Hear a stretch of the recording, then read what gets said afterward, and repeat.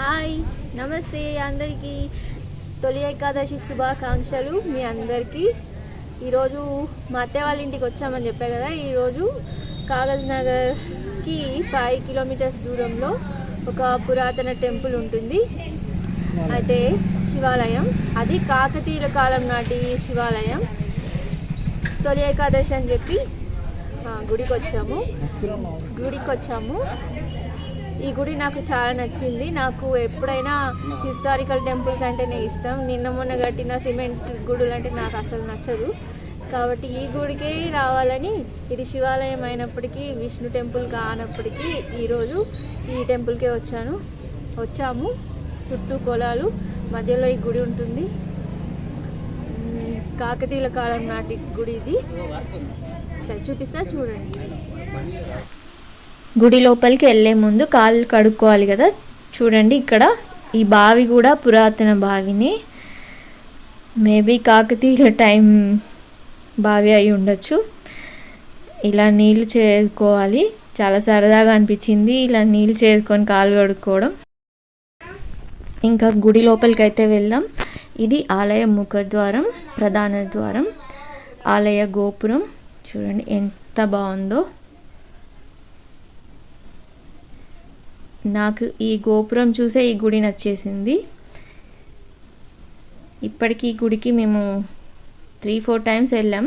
ప్రతిసారి కొత్తగానే అనిపిస్తుంది, మంచిగా అనిపిస్తుంది. ఇంకా లోపలికి వెళ్ళి చూద్దాం. ఈ ప్లేస్ చాలా బాగుంది కదా. అది చిన్న బాల్కనీ లాగా.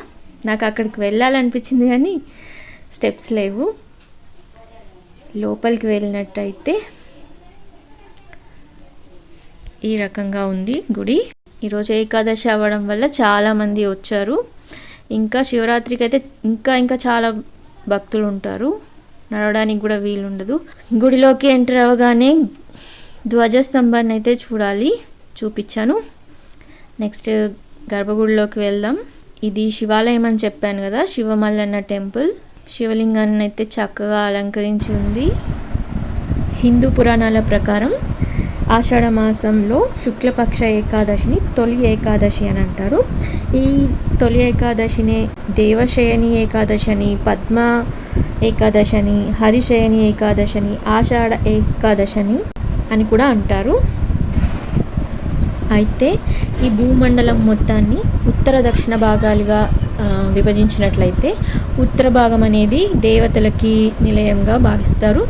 అండ్ ఈ దక్షిణ భాగాన్ని పితృదేవతలకు నిలయంగా భావిస్తారు. అయితే ఈ తొలి ఏకాదశి రోజు సూర్యుడు కర్కాటక రాశిలోకి ప్రవేశిస్తాడు, అంటే దక్షిణాయనంలోకి వెళ్తాడు. అంటే ఉత్తర భాగంలో ఉన్నటువంటి దేవతలు, ముఖ్యంగా శ్రీ మహావిష్ణువు నిద్రలోకి జారుకుంటాడు.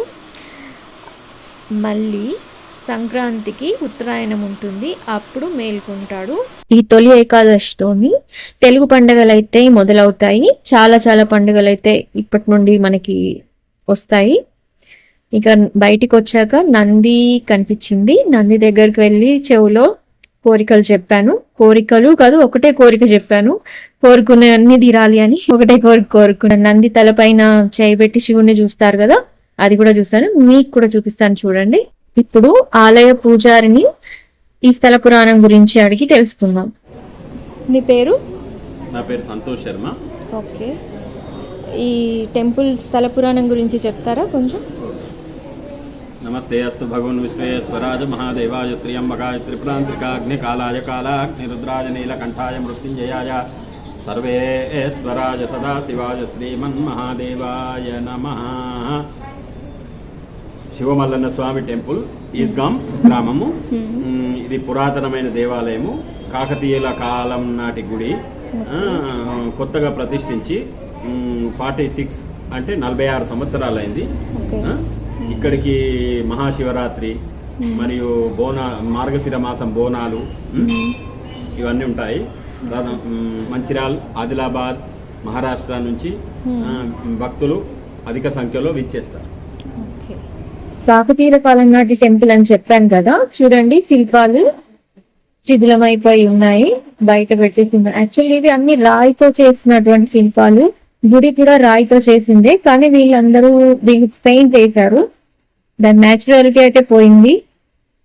ఎందుకు గుళ్ళకి పెయింట్ వేస్తారో నాకైతే అర్థం కాదు.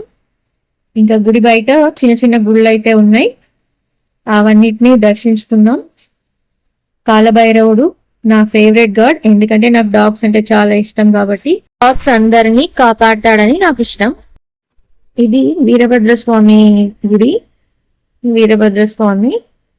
నెక్స్ట్ ఇక్కడైతే అగరబత్తి వెలిగించాం, లోపల వెలిగించడానికి లేదంటే. ఇది మహంకాళి అమ్మవారి దేవాలయం. అయితే యోగ నిద్రలోకి వెళ్ళినాం శ్రీ మహావిష్ణువు. మళ్ళీ కార్తీక శుద్ధ ఏకాదశి రోజు మేల్కొంటాడు, అంటే ఈ 4 నెలలు నిద్రావస్థలో ఉంటాడు. తొలి ఏకాదశి రోజు విష్ణువుకి ప్రత్యేకంగా పూజలు చేస్తారు. ఈ దేవత శీతల మాత దేవత, ఇక్కడ నాగదేవత కూడా ఉంది. అండ్ ఉపవాసం కూడా ఉంటారు ఉండగలిగిన వాళ్ళు. ఇక్కడ బయట కొబ్బరికాయలు కొట్టే స్థలం, నాకు కొబ్బరి నీళ్ళు తీసుకొచ్చి ఇచ్చారు మా హస్బెండ్. బయట నుంచి గుడి గోపురం, గర్భగుడి ఇలా కనిపిస్తున్నాయి. అయితే టెంపుల్ ఆర్కిటెక్చర్ చూస్తే మాత్రం నాకు సౌత్ అండ్ నార్త్ రెండు మిక్స్ ఉన్నట్టు అనిపించింది. ఈ గర్భగుడి అయితే నార్త్ స్టైల్లో అనిపించింది, ఆలయ గోపురం అయితే సౌత్ స్టైల్లో ఉంది. ఈ శివమల్లన్న టెంపుల్ కాకతీయుల కాలం నాటిది అయినప్పటికీ తర్వాత కాలంలో దీన్ని రెనోవేట్ చేస్తూ వచ్చారు. చివరిసారిగా 1970s దీన్ని రెనోవేట్ చేశారు.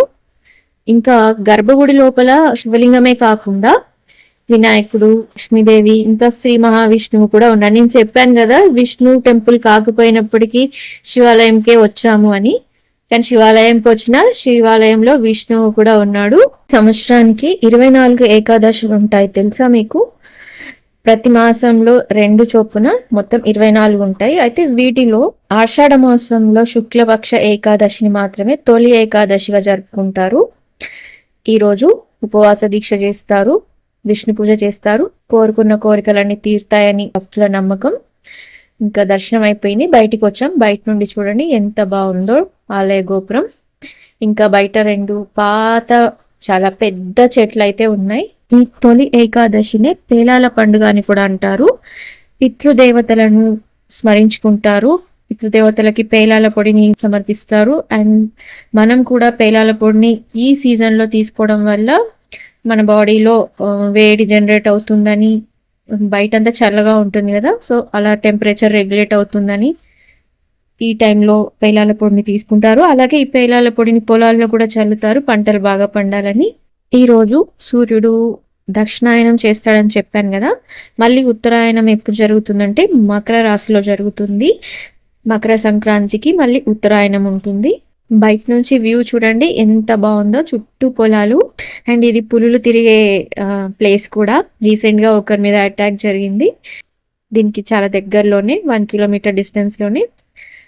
నా వీడియో మొత్తం చూసినందుకు చాలా చాలా చాలా థ్యాంక్స్. మీ అందరికీ మరొకసారి తొలి ఏకాదశి శుభాకాంక్షలు. నా ఛానల్ని సబ్స్క్రైబ్ చేసుకోండి, ఈ వీడియోని లైక్ చేయండి, షేర్ చేయండి. నా ఛానల్ పేరు పల్లవీస్ వరల్డ్. బాయ్.